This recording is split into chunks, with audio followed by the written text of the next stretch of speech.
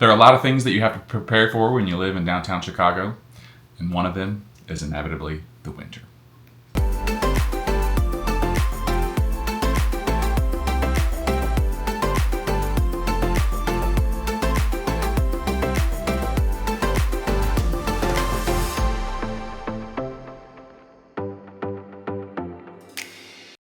So today we're going to talk about 5 essentials for surviving winter in Chicago.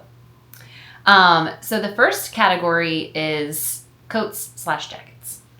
Yeah, so when you live in Chicago, obviously you need a coat. That's pretty obvious. But it isn't always as easy as that. Depending on the weather, depending on the wind, depending on the rain, different coats may be required.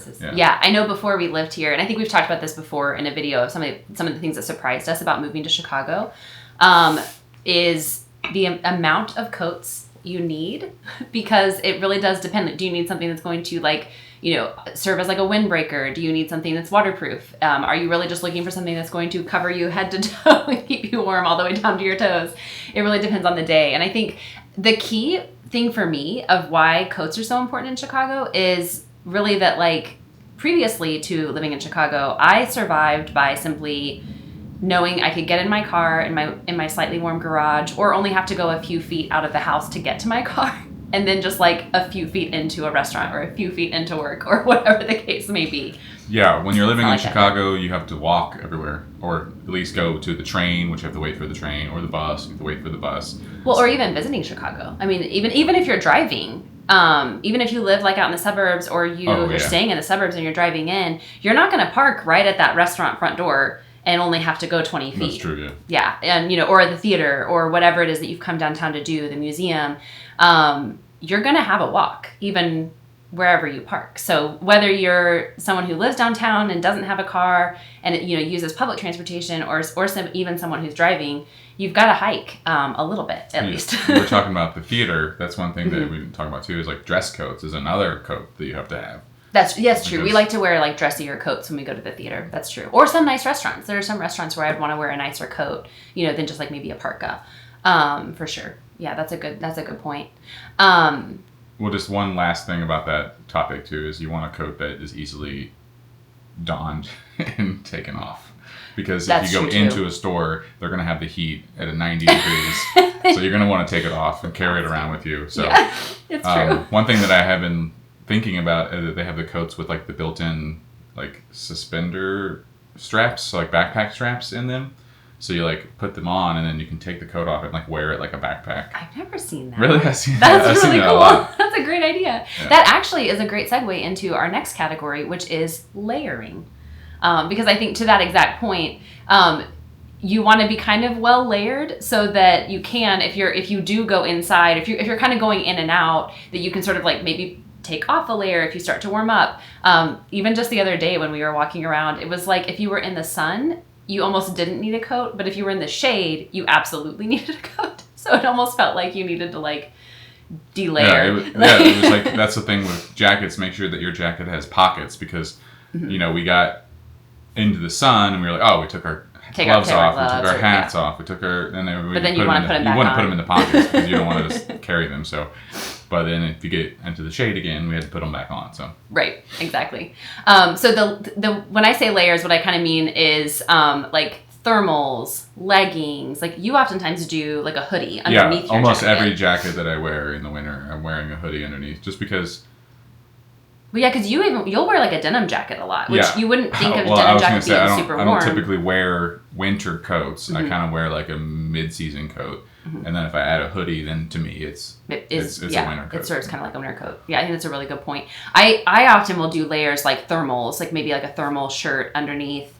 Whatever I'm wearing, just to add that extra layer if I know we're going to be out for a long time walking, or like leggings or tights or something like that under my jeans if I'm going to be out walking, so I know we can be prepared for it. So if we're going to do something where we know we're going to be outside for a significant amount of time in the cold, whether it's like ice skating or going to the zoo or something like that, I will make sure that I have multiple layers just to shield against, like, so that I'm not just relying on my coat to keep me warm. I think that's a really kind of key piece. And then just a benefit to that too, layers is actually going to be warmer than if you just had like one giant winter parka. Yes, very true. Yeah, because it's like it kind of can make your coat that much warmer by just adding another layer. I do it when I'm running too, because I will run outside all year long, and I kind of have learned what temperature ranges certain layers work well for versus others. Like I kind of know if it's this temperature. And actually something we haven't talked about is the combo of wind and temperature. Because one of the things to consider is there's a lot of places in the country that are significantly colder than Chicago. But if you're going to be out kind of in the elements here in Chicago, it can feel so much colder oftentimes because of wind velocity and direction. So, if you're going to be out and about and you've got, an easterly wind at 18 miles an hour, that 30 degrees is going to feel more like 10. So It can significantly change the temperature, the feels like temperature. So that is something that I kind of consider. I'll look at what is the feels like temperature, not just what is the actual temperature. Is the sun out can make a huge difference in what that temperature is going to feel like. And so you kind of have to start to learn your ranges of what layers do I need depending on all of those factors. It kind of becomes, I guess, a game of mathematics in that way. So we had already talked about it before, or I mentioned it before, but number 3 essential is accessories. Yeah, which I'm thinking of like gloves, mittens, scarves, gaiters. We have gaiters that we'll wear in like really cold days, or I wear specifically when I'm running on really cold days. I have a gaiter that I'll use. It's icebreaker, so it's like merino wool. So it breathes nicely, but it kind of keeps my face warm from the wind. When I'm running.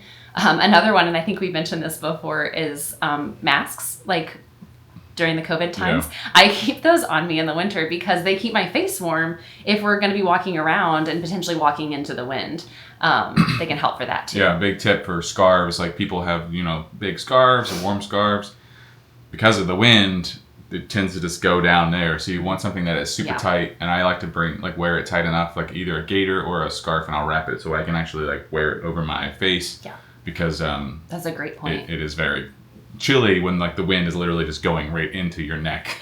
Yeah, there are certainly, especially on really cold days or really windy days, that you'll want like not just a scarf, but like a thick, chunky scarf, really like that you can kind of wear, even like maybe an infinity scarf that you can sort of like wrap yourself up like a turtle. Yeah, another thing too that I've found out maybe this year, because it's just been abnormally cool for December, is that I don't own any gloves with fingertips. Yeah, I was going to say that about gloves, though. I think that's a good point. Like having, it's nice to have like different kinds of gloves, like not just thicknesses, but like some fingerless, some maybe. I have some that convert into mittens. Yeah. They have like a fold over, so like fingerless gloves that they convert into mittens. So if it's like a really cold day, I can turn them into mittens. But if it's not super cold, I can wear them as fingerless gloves versus like some that Yeah, all of the gloves that I have are fingerless because I use my phone, and I just like the dexterity that I retain from having those. But that's true. Mittens offer no dexterity. It's been pretty cold, and like I've been like noticing that my fingertips are getting a little frozen. So yes.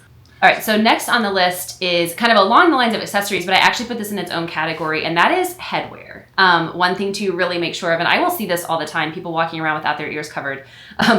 Make sure you are covering your head, because that is, I feel like, key. I think key to keeping yourself warm is keeping like your core body warm and also your head. Like those two things, if you can really focus on that, that's really important. And so hats, headbands, earmuffs, a combination of those, really, really important. Yeah, back to what I said about the wind. If you think it was cool on your neck, it's even colder on your ears. So it's very definitely cold on your ears. Having a hat that will like stay down on your ears and keep those ears warm, or like you said, earmuffs, something that is going to keep up against those ears is essential. Like you definitely need it, especially when it's like those like low teen or even when it's the really cold days or super high wind days, like really important.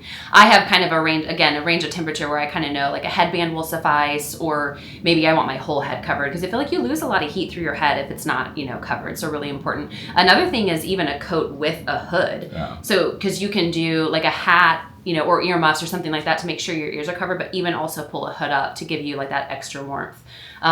Really, really important for those cold winter days. Something that I used to have that I'm kind of like kicking myself that I don't own anymore, but I think I'm going to purchase one of those hats that have like the Oh yeah, the The flaps. flaps, like Yeah. Cousin Eddie. Because like I have a pretty good beanie, but sometimes I need something a little warmer. So I think something like that would be sufficient. Yeah, when you have a really big head. Yeah. So like you need something that really is going to come down. Like Yeah, most normal beanies don't. They kind of like right up. They don't come. They don't come all the way down my ears. Yeah. I like the really big bulky hats that have the pom pom on top. Those are my favorite style. That's what I wear the most. All right, you want to talk about the next one? Yeah. So the next essential that you need in Chicago for sure are boots. Yeah. Well, footwear in general. Sorry, footwear. Yeah. That's like boots.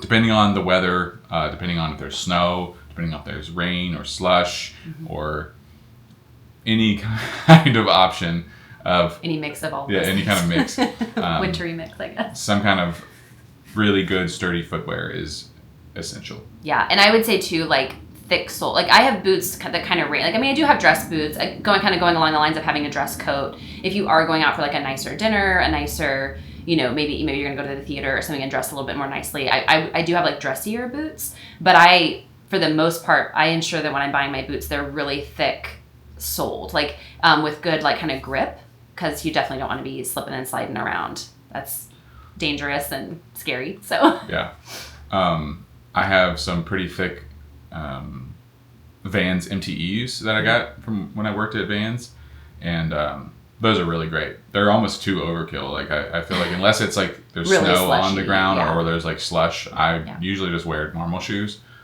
Which downtown we don't tend to get a lot of snow. I'm abnormal, really. So I don't really wear exactly winter clothes. But I do think that like if it is going to be any kind of like wet weather or snow or if it's super cold, you'll probably need those full boots. And then addition to the boots, really warm socks is another important thing. Yes. Yeah, you can socks can make or break it for sure. I like to wear smart wools on really cold days that are like super thick socks. But I'll even wear socks that kind of like ski type socks that will go all the way up to your knees to make sure that I'm also like an extra layer on my legs.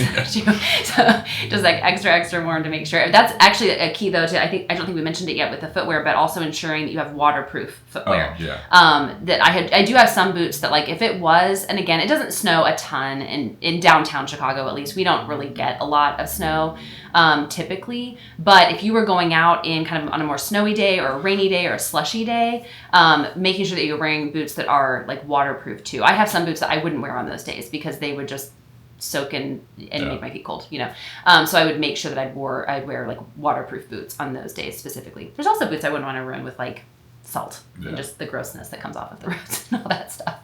So and then there is one bonus, and we've actually talked about this before, and that is the weather app. So to go back to what I said earlier about the combo of temperature, wind velocity, wind direction, sun, all of the different variables, even level of humidity and rain. Like today was actually a beautiful day as far as like temperature goes, but it's kind of rainy and cloudy, and so it feels a little colder than it might. And the wind is low, but there's no sun really kind of warming up. Yeah, so it's really paying attention. I'm constantly on my weather app. I look before I go out to run. I look before I go out pretty much anywhere to figure out what can I expect when I get outside. So I know how to dress and I know how to prepare. Yeah, living downtown, you kind of just get in the habit of checking it every day before you leave the house. But especially in the winter, you're going to need to, just because you never know what you can expect. Because even, again, if you are taking public transportation, and at the risk of sounding like a broken record, like you do have to walk a little to that as well. You're not just going to walk out your front door and hop on a bus. Like you might even have to wait for a bus for 10, 15 minutes. Yeah. We have a train station that is about a block and a half away from us. That's really close. It's really great and super convenient.